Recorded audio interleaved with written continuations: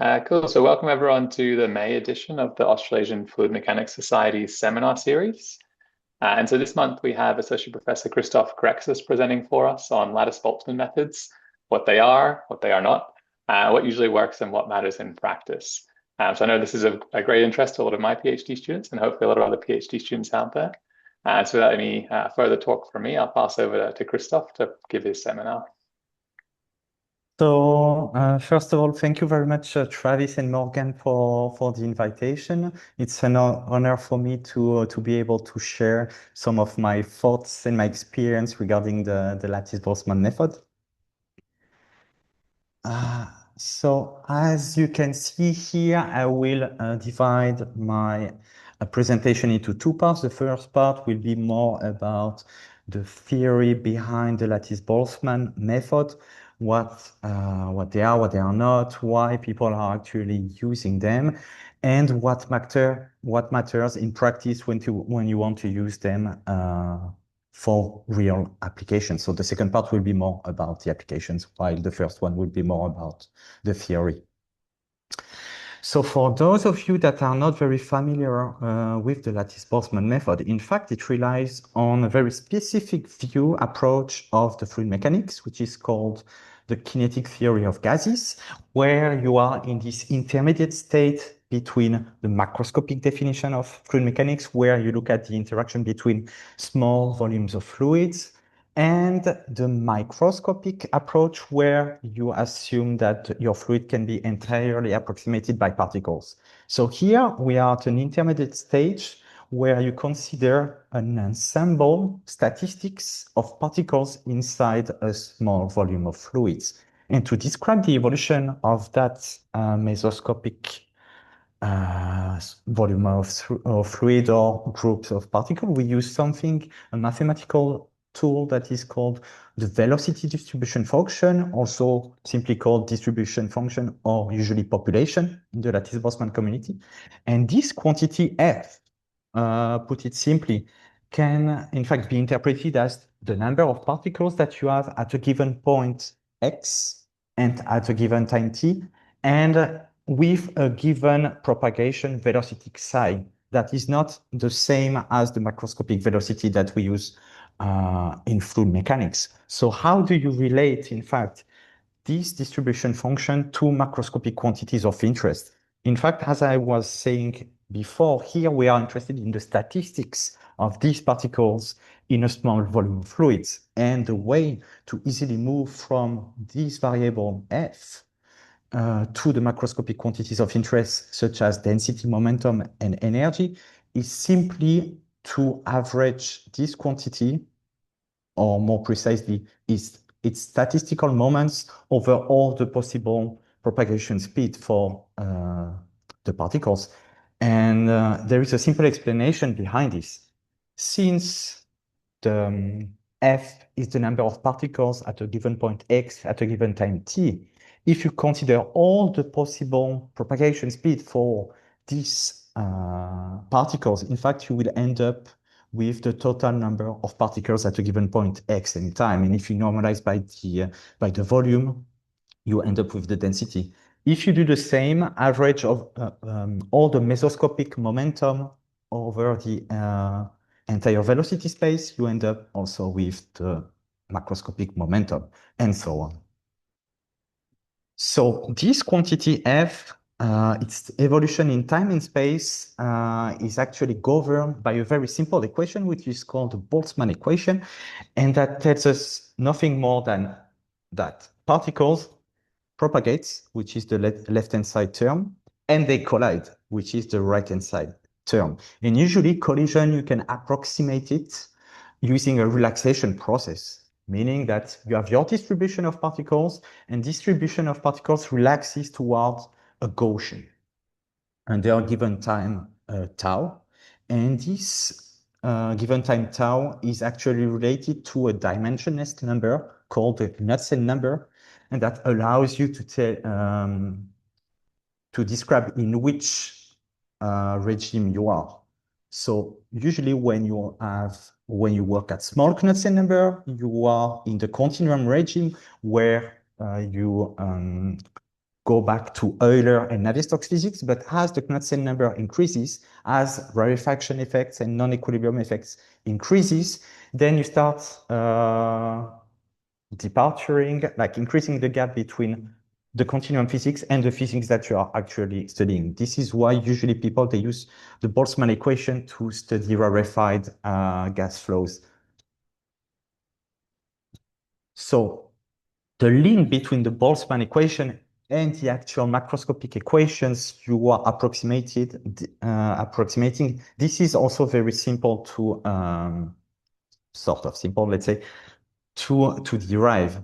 So as I was saying before, you can link your mesoscopic quantity F with macroscopic quantities using statistical moments of F.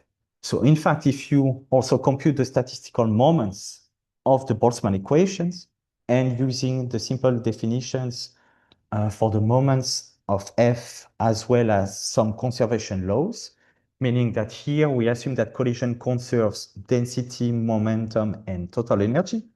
By taking the zeroth order moment, you can show that in fact you automatically end up with the conservation of mass. If you take the first order moment, you end up with an equation that looks like the momentum equation in the Navier-Stokes equation, and it's the same for the second order, the trace of the second order statistical moments. But here you can see that we have something that is called a closure ratio, because here we end up with moments that are not necessarily well defined. So in fact, you need to introduce some assumptions, additional assumptions, in order to be able to close the system.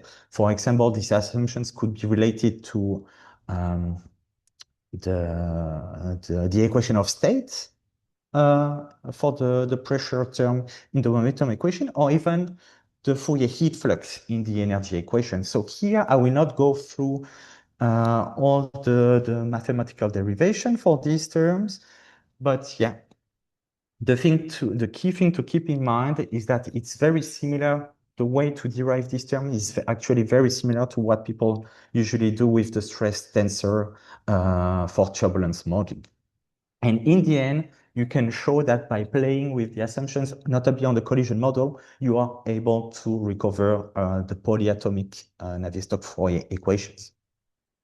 The thing is that now that we know that this equation boils down under certain assumptions, such as small Knudsen number boils down to Euler or Navier-Stokes physics, the next thing to look at is how to actually solve this equation using a computer.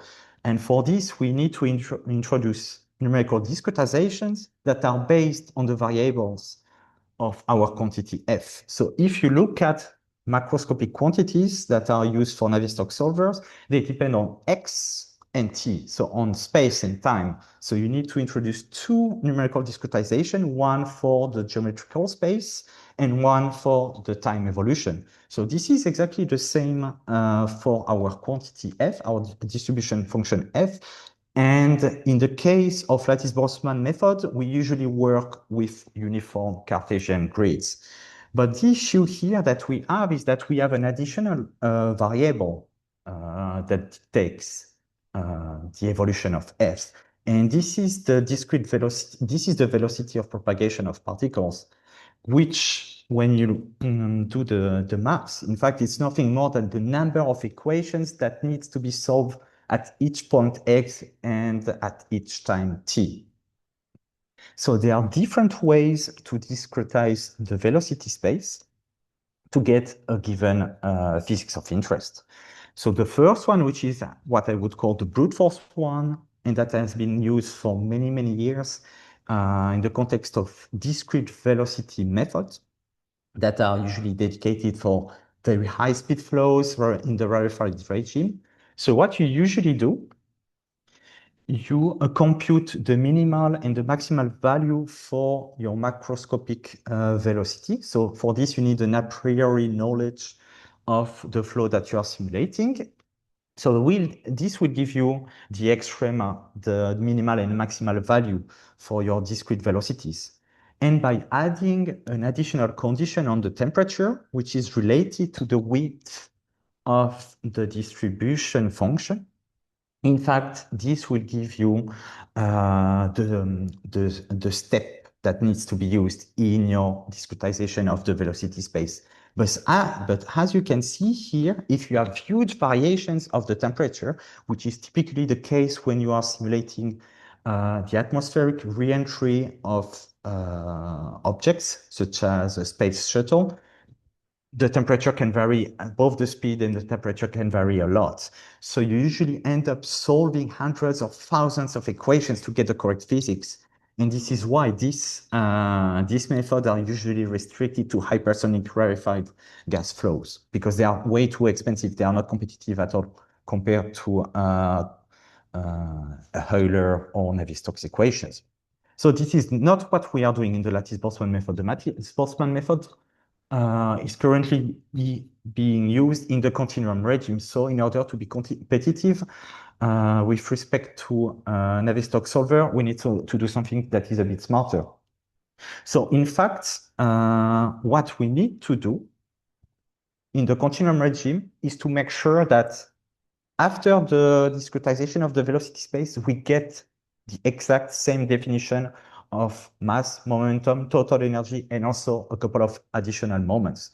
So to do this, we have access to a very interesting mathematical tool, which is called the Gauss-Hermite quadrature rule, that allows to, with a very few discrete velocities psi I, to ensure that we have exactly the same definition of the moments.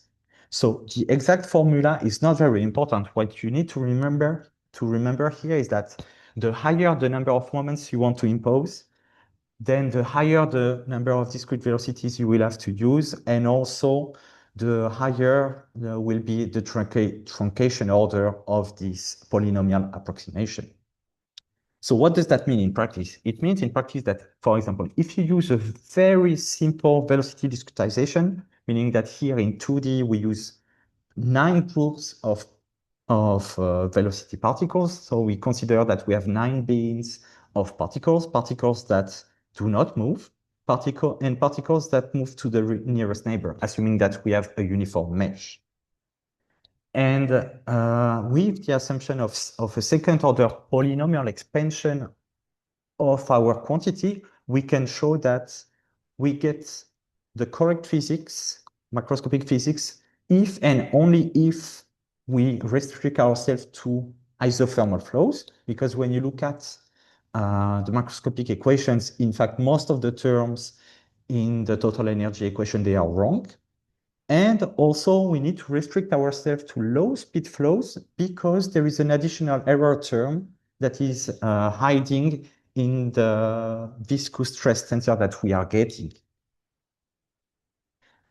So considering this particular velocity discretization in 2D, what LBM does is that it couples both the space discretization and the velocity space discretization. And why the approach does it? It's because by doing this, you can very easily solve the corresponding equations. Because basically what you do is that you have quantities that move from one point of the grid to the nearest neighbor. You do local collision and you just repeat this until you reach a certain physical time.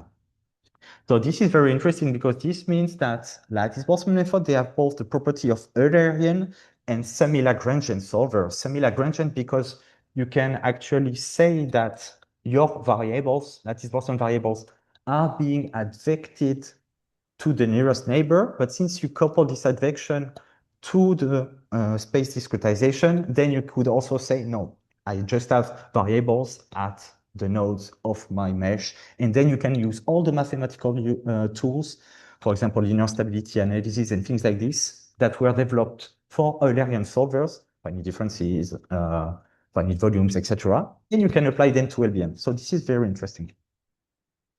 When it comes to getting more physics, as I was saying before, you need to increase the number of variables, the number of populations, as well as the polynomial Hermite, the order of the polynomial Hermite expansion to get the correct physics. So if you move from 9 beams of particles to 21 in 2D, in fact, you get rid of the errors in the momentum equation, but you still have errors that appear in the diffusive terms of the total energy equation. So in fact, you need to further increase the number of velocities and the order of the Hermite polynomial expansion to actually recover the full Navier-Stokes Fourier equations.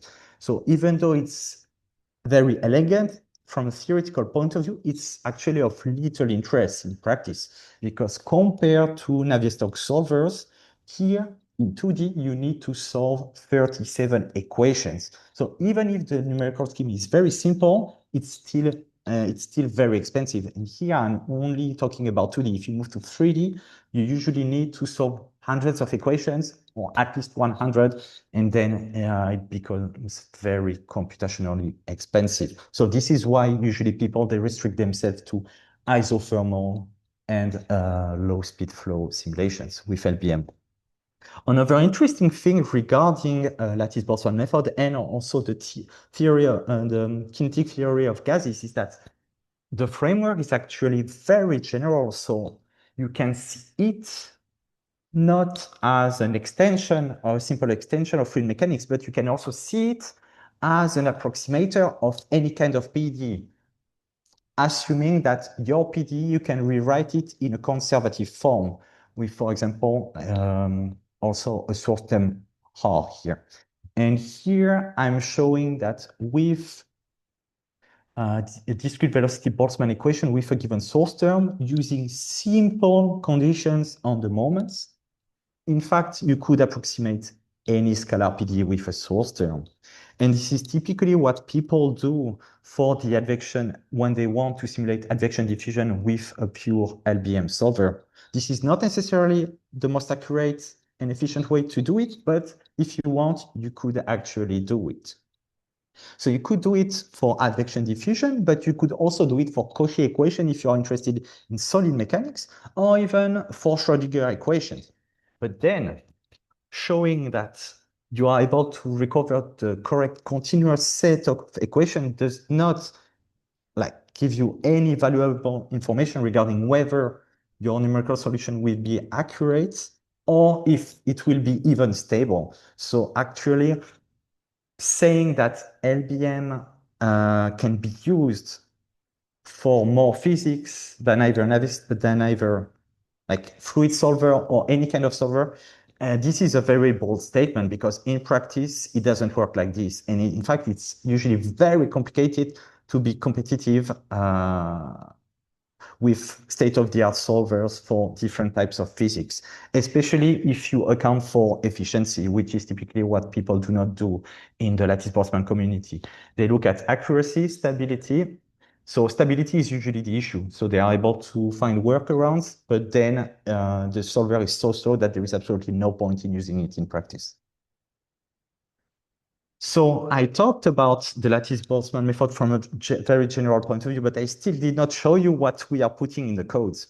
So here I start from the discrete velocity Boltzmann equation, so before space and time discretization, and I show you how we do it in practice. So we divide this equation into two parts. So on the right-hand side, I approximated the collision term by a simple relaxation towards equilibrium, which is nothing more in practice than a polynomial of that depends on density, momentum, and sometimes energy.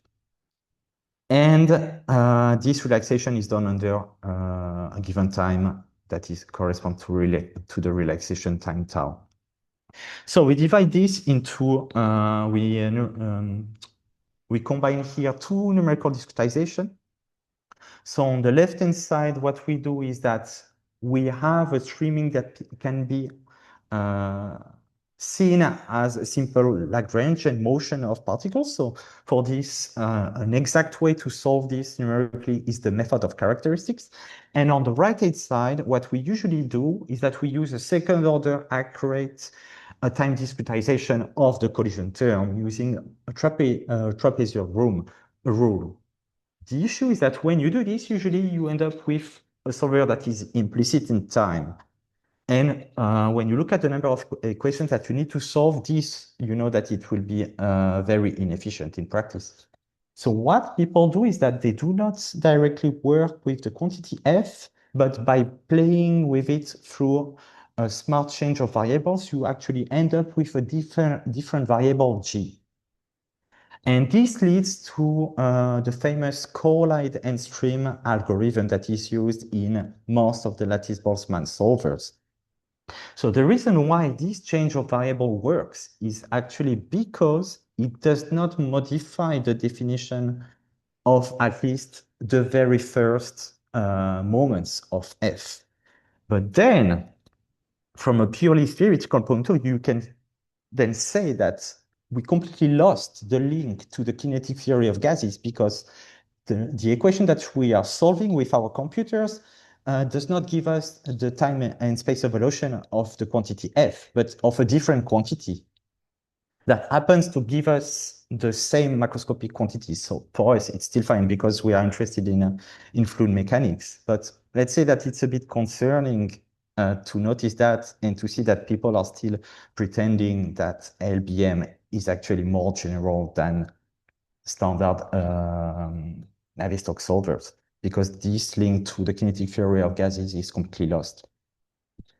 And one thing that people tend also to forget is that there are, in fact, additional numerical errors here that depends on the space, above the space and the time step to the power 2.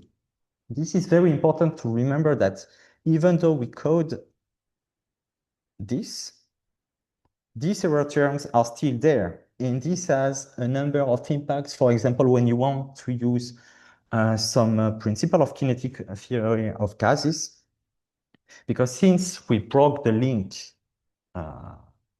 between the kinetic theory of gases and fluid mechanics, if you want to, for example, derive entropy stable lattice Boltzmann method, you need to account for these terms. Otherwise, you will not be able to get correct entropy increase at a discrete level.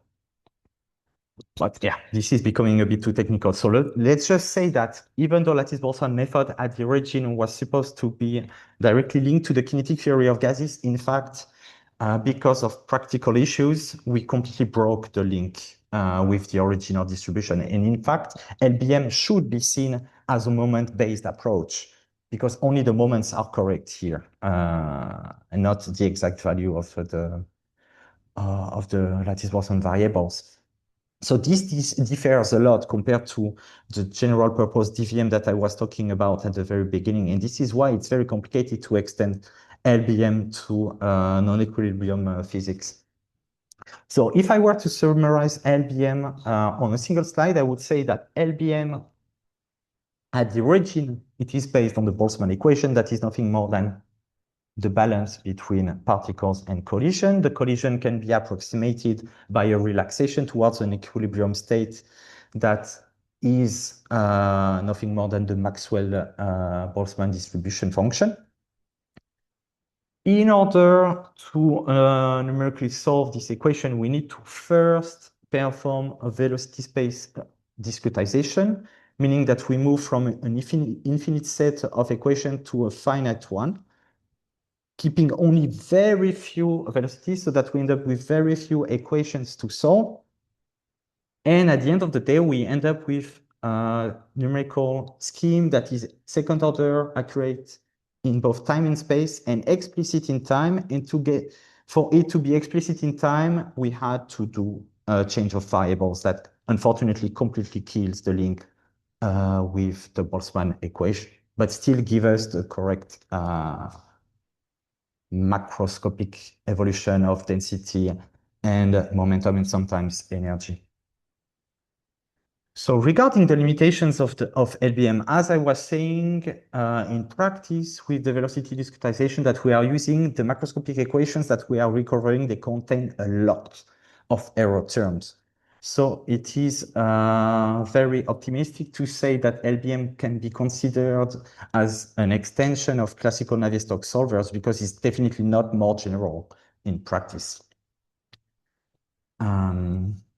Regarding high-order physics, this what I just said explain why it is actually so difficult to simulate, for example, hypersonic regimes or rarefied regimes with LBM, because the link with the kinetic theory of gases was completely lost. And when you see recent papers discussing about new development, new methods dedicated to very high-speed flows in the hypersonic regime, for example, you can systematically see that what they are showing, it's nothing more than Euler physics, in fact. They are sometimes able to show, for example, quad flows or very simple like Poisson flow at high Mach number, but the physics is actually so simple. I mean, it's from a, I mean, compared to what you would encounter in the rarefied regime, I mean, the physics is completely wrong, in fact.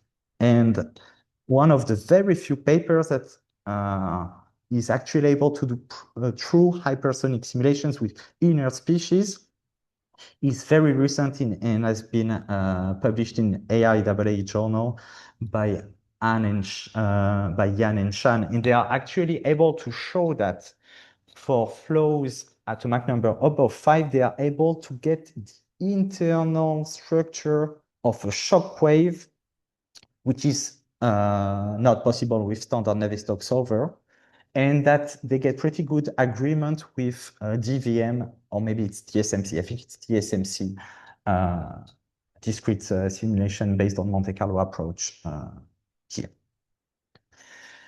Also, when it comes to multi-phase LBM, it's also very complicated when you are not familiar with the field to actually understand whether LBM can be used as an extension of Navier-Stokes solver or not. And in fact, in practice, you can see that usually LBM is based on the same assumptions or limitations as Navier-Stokes solver.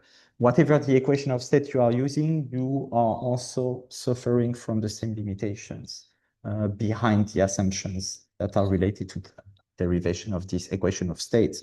Also, most approaches, they are based on a diffuse interface method, meaning that you systematically need to have a few cells in the interface between, for example, fluid and gas. So when you are dealing with problems like jet atomizations, where you have a huge range of scales. I mean, this boils down to the issue that you are having when you're simulating turbulence. You need grid refinements and things like that to make sure that you can run simulation in a decent amount of time. On top of this, Lattice Boltzmann method, they systematically suffer from stability issues when you have very high density ratios, for example, density ratios of 1,000 or thousands. And this is why people, they usually tend to rely on pressure velocity formulations instead of density velocity formulations. So I mean, all of this boils down to all the numerical tricks that are already being used in the Navier-Stokes community. So I would say that Lattice Boltzmann method, even though from a theoretical point of view, they could be seen as extension of Navier-Stokes solver, in practice, they are not. But even if even if they are not extension of the Navier-Stokes solver, there are still a number of people that are able to use them on a daily basis to run very interesting simulations and to run these simulations in way faster than with basic standard approaches. So this started around the years, beginning of the years 2000 in the automotive industries, where people understood that the Lattice Boltzmann method, when used in the context of isothermal and weakly compressible regime, the approach was actually very fast. And also, I will not talk about it in this seminar, but the boundary conditions are very simple. So it's actually very easy compared to standard Navier-Stokes solver to simulate flow past very complex geometries. So this choice to progressively move a number of applications from standard CFD solvers to Lattice Boltzmann solvers started in the automotive industry in the 2000s. This move was closely followed by the aeronautical and the aerospace industry around 2010, in fact. So they were a bit more cautious regarding LBM, so it took them a bit more time. And more recently, this has also, AFM has also been widely used in the oil and gas industry as well as in the wind energy industry, notably for the simulation of wind turbines. So in fact, when you are looking at Lattice Boltzmann solvers, and notably Lattice Boltzmann solvers that are able to perform very interesting, that are able to simulate very interesting flows from an engineering point of view, you can see that there is a systematic pattern that is not very surprising. So you need a velocity discretization. Usually in 3D, you solve either 19 equations or 27 equations, and you use collision models that are more complex than the simple BGK collision model that I showed you. And this, you can easily explain it by doing, for example, linear stability analysis. You can show that for very high Reynolds number, the BGK collision model is not very stable. The computation of that term is not very stable. And there are plenty of alternatives. So here you can see that there are 3 different collision models that are being used, but usually the exact collision matter does not matter that much. You just need it to be stable enough. But this is usually not sufficient. And in fact, this is systematically not sufficient when you're interested in high Reynolds number flows. And this is why you can see that all commercial solvers, they are relying on turbulence modeling. Once again, there are plenty of models you can use. The one that you prefer, it doesn't really matter in practice.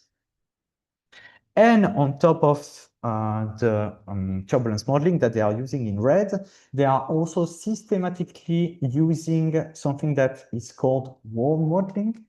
That is the counterpart of the turbulence modeling, but at the wall, because when the Reynolds number is very high, the boundary layer at the wall is extremely thin.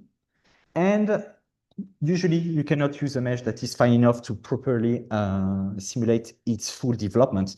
So what you need to do instead is to use a smart boundary condition that will be able to give you the correct friction at the wall, even though you are not simulating the full development of the boundary layer. And this is what is commonly called wall law. And as always, there are plenty of different models. So what really matters is that you need a collision model that is robust enough. You need a turbulence modeling to make sure that even with coarse meshes, you are still able to get the proper energy cascade, meaning that you are able to model the dissipation of the biggest structures and their breakdown into smaller structures. And you also need to make sure that even though your mesh is too coarse at the wall, you can still predict the correct friction.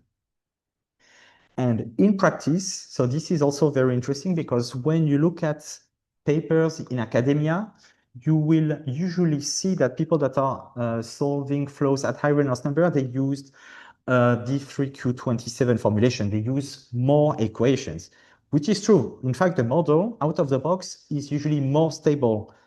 But if you do things correctly, in fact, you can move to a smaller formulation, which is very interesting because then you automatically save 1/3 of the simulation time and also 1/3 of the memory storage, which is particularly interesting when you want to simulate, for example, complex flows on GPU cards that have a very limited amount of memory.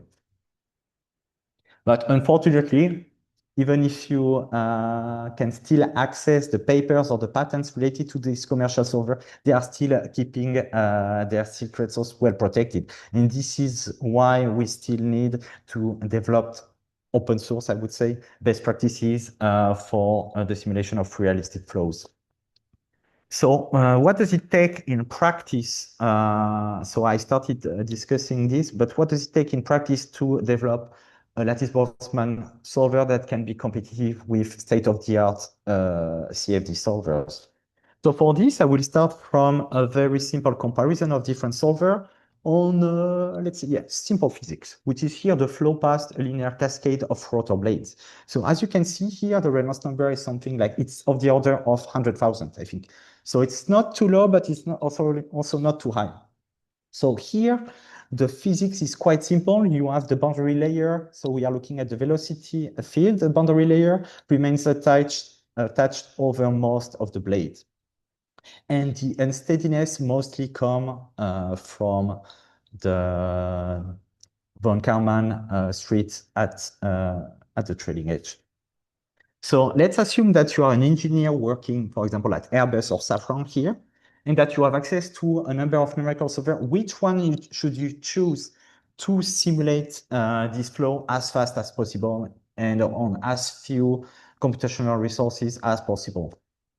So here I will show a comparison that was performed by Maxime Fiore at Fairfax during his PhD thesis. He was in fact, Isai and Fairfax PhD student back in 2020.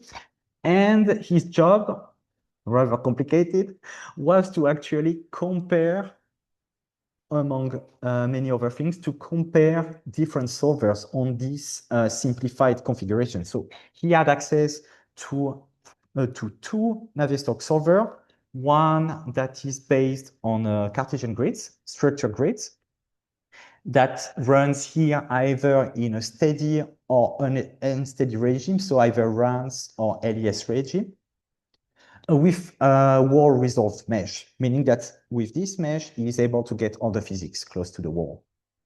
He also had access to this AVBP solver that is based on unstructured grids this time, which are used to usually to simulate flow path complex geometries, because it's way easier to simulate unstructured grids than structured grids. And he also had access to this commercial solver that was also co-developed by, and still is co-developed by Airbus, and that is based on the Lattice Boltzmann method, also in the unsteady regime, but using this time wall modeling, because when you use Cartesian grids and here octrees, in fact, it's very complicated to have enough levels to have at the wall a cell that is fine enough to get to actually to correctly capture the physics. So here we are comparing one steady simulation with three unsteady simulation, and only one of these simulations is based on wall modeling. So this simulation is in fact using way coarser grids at the wall than the three other simulations. So if you are doing your job properly, in fact, you are able to get the correct distribution of pressure along the blade. So this is what I am showing here. Results are compared with experiments, and you can see that all the solvers, they are getting the correct time average pressure profiles. So from an industrial point of view, the next thing you do is to actually compare the amount of time and the money that you spend on each simulation to define best practices. So here, when you look at the results, you can see that the steady simulation is 100 times faster and cheaper than unsteady Navier-Stokes simulations. And it's also 16 times faster than the Lattice Boltzmann simulation. So from the point of view of an engineer, you would say that all the unsteady simulations are not that interesting. But from an LBM point of view, you could say, this is cool. In fact, I have an industrial solver, Lattice Boltzmann one, that is shown to be 7 to 8 times faster than standard Navier-Stokes approaches. But in fact, this would be wrong, because here, the comparison is not very fair, because it has been done with meshes that are way, way finer than the one used for LBM. And if you were to use these smart boundary conditions, the wall modeling, then actually the Lattice Boltzmann code would be way slower than the Navier-Stokes code. So this brings us to what I would call the industrial CFD trinity. What they are systematically targeting is the best trade-off between accuracy, robustness, and efficiency. If you are missing one of these three, that's basically over for your approach. And this leads us to the point that if you want to use LBM, you need to make sure that before starting any coding or starting using any solver, LBM is actually worth trying in your case, which means that for the same computational cost, the approach must be either more accurate or faster. So this brings us to, okay, if I want to develop to the point that if I want to develop a Lattice Boltzmann solver, I need to understand what is the state of the art for CFD simulations. So as we saw, LBM and I would say any unsteady solver, they are usually interesting, LES ones, they are interesting when you have largely detached flows, such as the flows past cars, airplanes, and like either the full airplane or a specific engines. So here, if you look at the results provided by this very recent solver scales by Volcano platform, I think they started developing it back in 2023 or something like this. The code is GPU native, meaning that it is being, if I'm not mistaken, it's written in CUDA. It's based on high order finite difference solvers, which are very much compatible with the octree approach that we use with LBM, and they are also based on turbulence and world modeling. And you can see that by choosing something that is, I would say, GPU friendly. If you look at the numerical scheme used for the high order finite differences, it's very GPU friendly like LBM. And in fact, you are able to run simulations over very large meshes. Like here, it's actually 0.5 billion cells. They are using either one GPU card or one GPU node, and they are able to run this simulation almost overnight, or they are, in fact, for most of them, yeah, they are doing it overnight. So this is the actual target. So now we reached a level where if you want to develop Lattice Boltzmann solver, then the target is the following one. You need to be able to manage meshes that are composed of at least 1 billion of cells to run the simulations on these meshes over 1 million time step using only one GPU or one GPU node. And all of this needs to run under 1 day. If you don't do this, then you are slower than the state of the art of CFD, and then there is actually no point in developing, in working on such a code. The question is, how do we get there? I would say that from a modeling point of view, it's not too complicated because all the people that are working on commercial solvers, they already did the job. They did most of the job, at least in terms of modeling. They told us which lattices to use, which collision model to use, which turbulence or world modeling to use. So this, I mean, so this is pretty interesting. It means that we can start basically from what they are doing. And what I will show later is that I will show results related to a baseline framework or a baseline model, either Q27 or Q19, with a regularized collision model, but I did a simulation and most of them give the same results or almost the same results with the cumulant approach, for example. We can use very simple boundary condition as a baseline to set a baseline for future developments. So here I will show results based on bounce back like approaches, simple turbulence model, and this is under development, so I will not show anything related to world modeling, but there is nothing complicated about including it in the framework. And for the far field, I will simply use pressure relaxation to avoid reflection of, for example, acoustic waves on the boundaries. So here, the point is to show that by combining very simple ideas, we can get almost optimal results. And by optimal, I mean that you get very good accuracy, robustness, and that the solver at the end of the day is very fast. So for this, you need to use a baseline Lattice Boltzmann method. You need also an algorithm to transfer data at the interface between different levels of the mesh. So here you can, for example, use the algorithm proposed by Rode in 2006, which basically consists of replacing missing information at the grid interface by a simple copy. When you need information at the fine level, you can copy it from the coarse level. And when you need it at the cost level, you do a simple volume average of what you have at the fine level. And by simply doing this, you get very good results. Also, what is interesting here is that by writing the code in modern C++, you can have the same code that runs on both CPUs and GPUs, while getting pretty good performance on GPUs out of the box. When it comes to MPI communication, it's pretty standard, so I will not discuss this. And the code also has adaptive mesh refinement capabilities. This is not a must, in fact.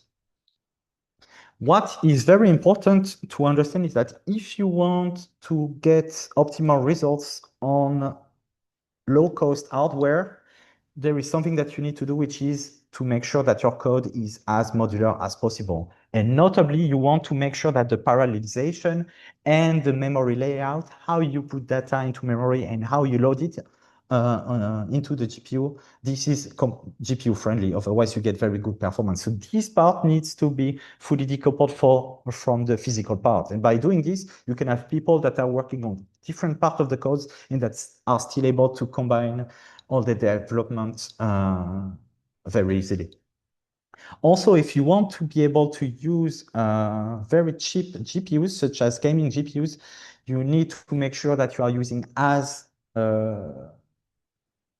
less memory, as few memory as possible, because you are usually limited by the amount of RAM you have on these approaches. And this also means that you need to have a Lattice Boltzmann implementation that is single precision resilient. But this, once again, we know it since the paper of Skordos in 1993. So here I'm showing typical validation cases that we are running on a daily basis on a simple RTX 5090, which is a NVIDIA gaming GPU that costs 3,000 euros, I think, at least before the increase of the price of the HBM, and about 5,000 Australian dollars. So we are able with these simple ideas, we are actually able to simulate a wide range of easy or simple cases and also more complex cases.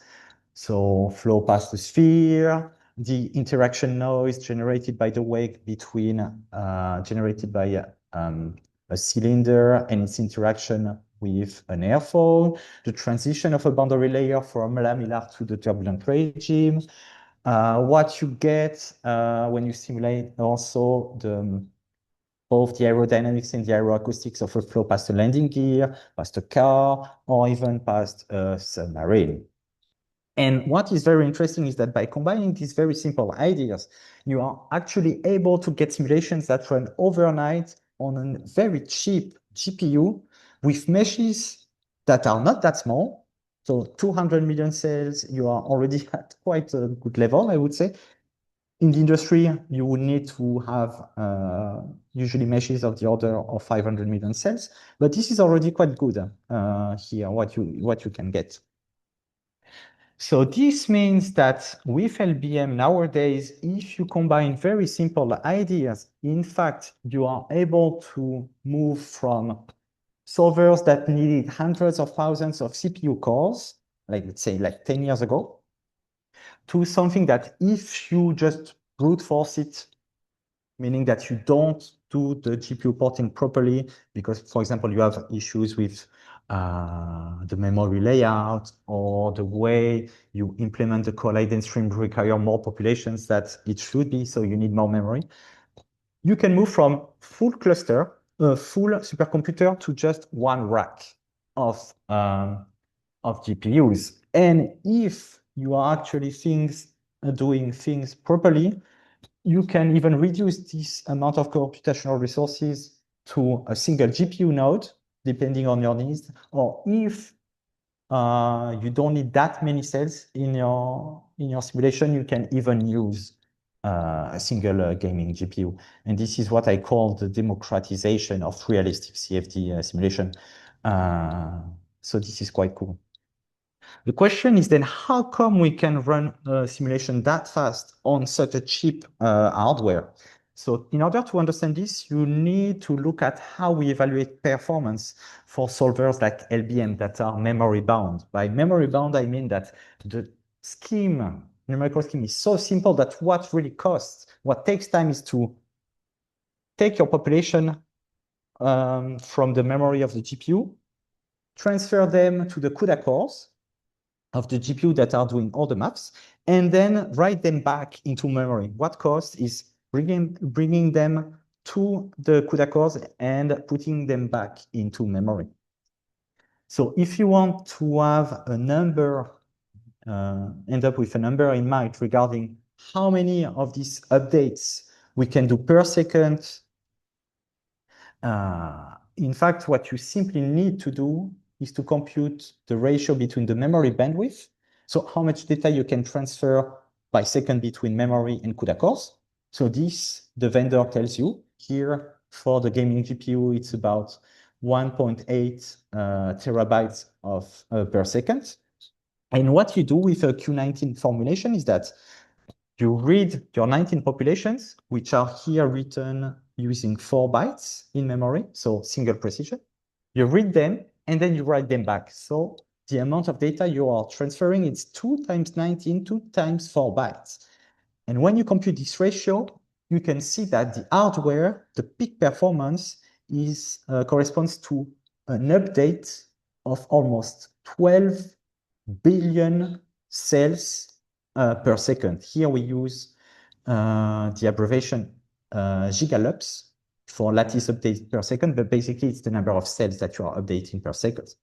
So let's assume that you are simulating a Taylor green vortex with a resolution of 600 to the cube. You have approximately 200 million cells, which is also what I got from previous simulations. And based on this peak performance, you can actually predict how much time it will require to run, for example, 1 million time iterations. The question is then, okay, this is what you can get in theory, but actually what do you get in practice? So this depends obviously on how you implement things.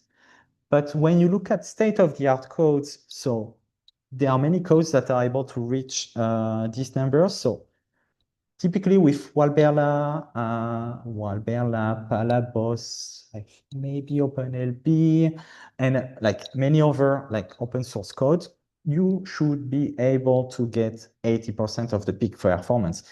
If you are using CUDA, which sort of makes sense because this is what the vendor tells you. It tells you if you want to take to benefit the most from my hardware, you need to use the coding language that I propose, which is CUDA for NVIDIA. But the interesting thing here is that now modern C++ or even Fortran, they have reached such a level that even without using specialized coding language, which can be very difficult, especially when you have a CPU-based code, you cannot sometimes afford to rewrite the entire code using CUDA, for example, or heap. So it's also interesting to see that even with standard languages, you are actually able to get pretty good performance almost out of the box on the GPU. So this works for, I would say, simple simulations based on uniform grids. But what is quite interesting is that even if you have an additional loss of performance because of how data is arranged in memory because of the octree grid, still you are able to get with state-of-the-art solvers 50% of the peak performance. So using CUDA and with modern C++, at the moment, you also have additional performance loss. But still, you are able to reach up to 40% of the peak performance, which is quite impressive because most of the Navier-Stokes solvers, they are extremely far away from these numbers.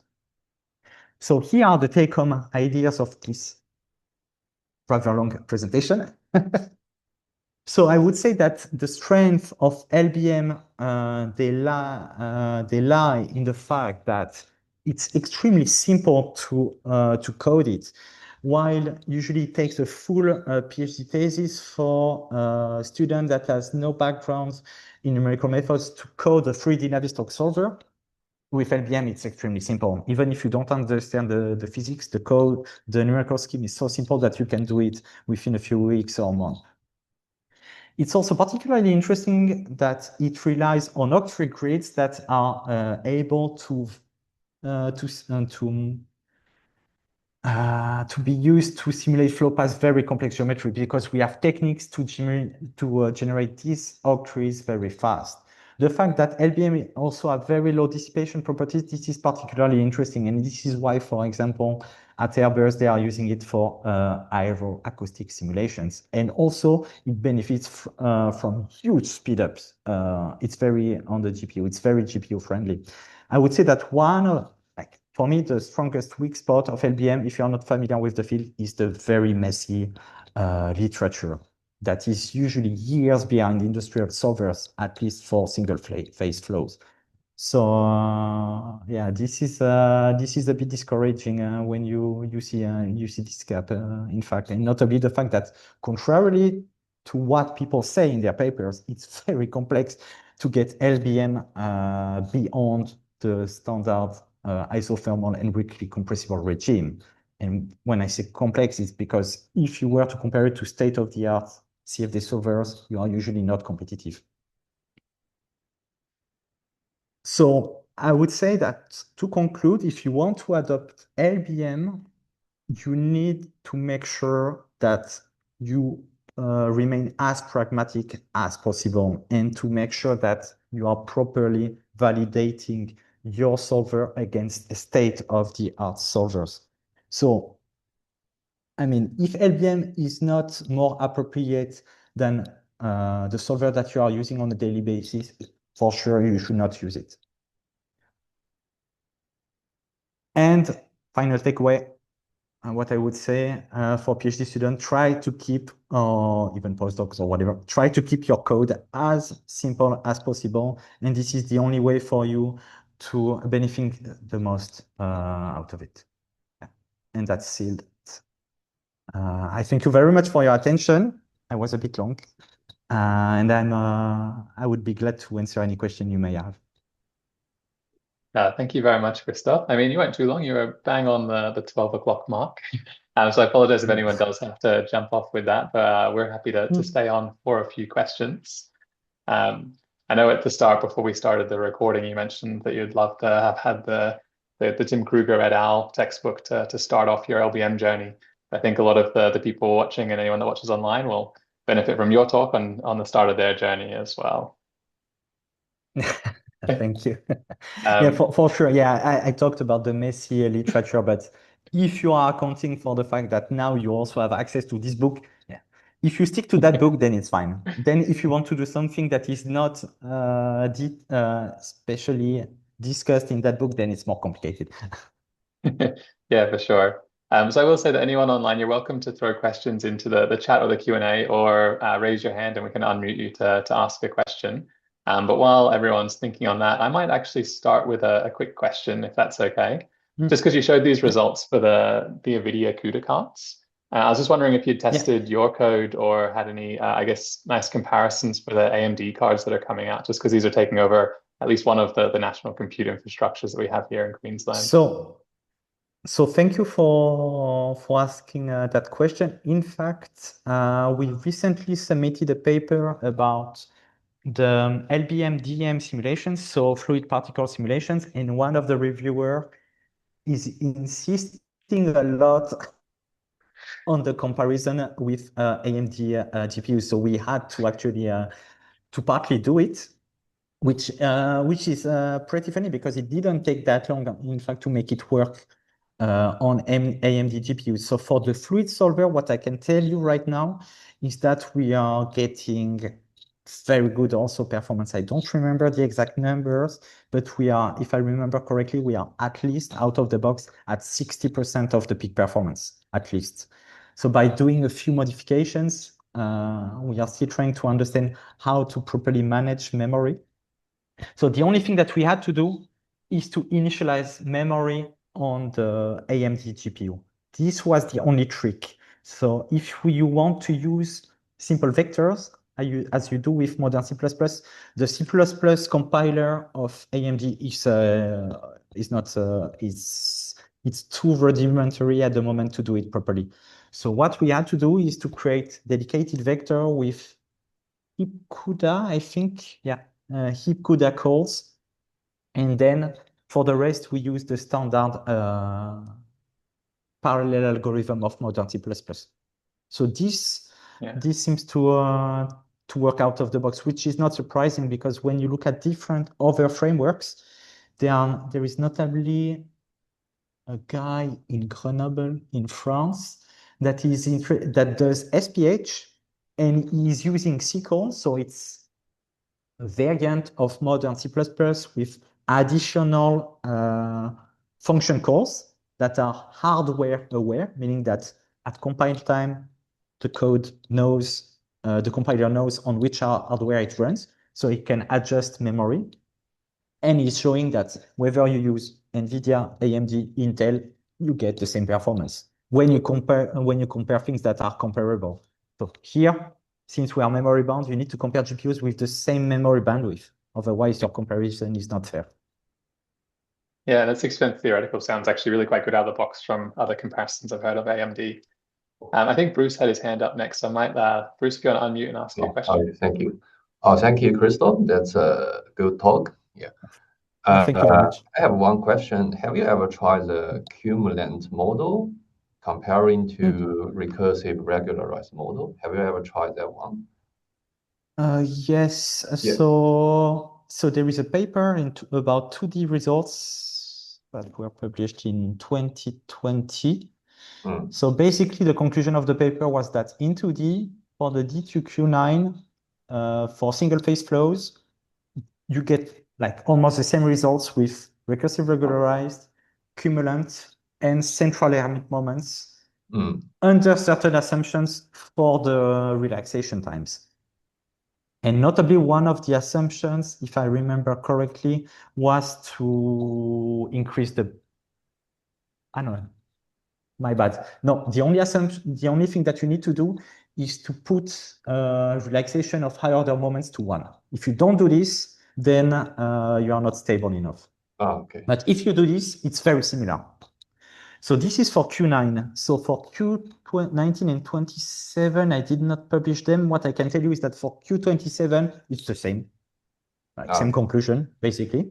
For Q19, it's trickier because there is no unique way of writing the populations as polynomials of the moments. So it's a bit trickier. There are more assumptions. So for this, I would say it's usually the same, but there might be differences. For Q27, it's very similar.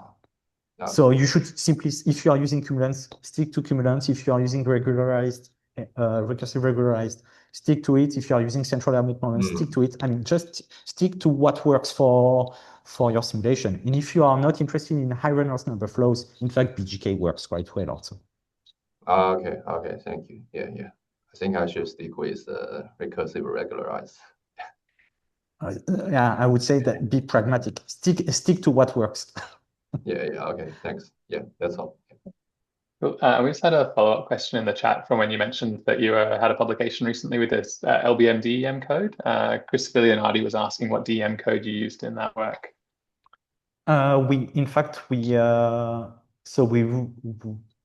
It's a kind, let's say that we looked at what people were doing in LEDs, and we took some of the simplest modules in LEDs and we entirely rewrote them in a modern C++ fashion. So in fact, it's an in-house code, but the code is, I think the GitLab is, yeah, when we submitted it, we needed to make the GitLab repository open access or open source. So this you could actually, I can send you the link. So if you want to play with the code, you can, in fact.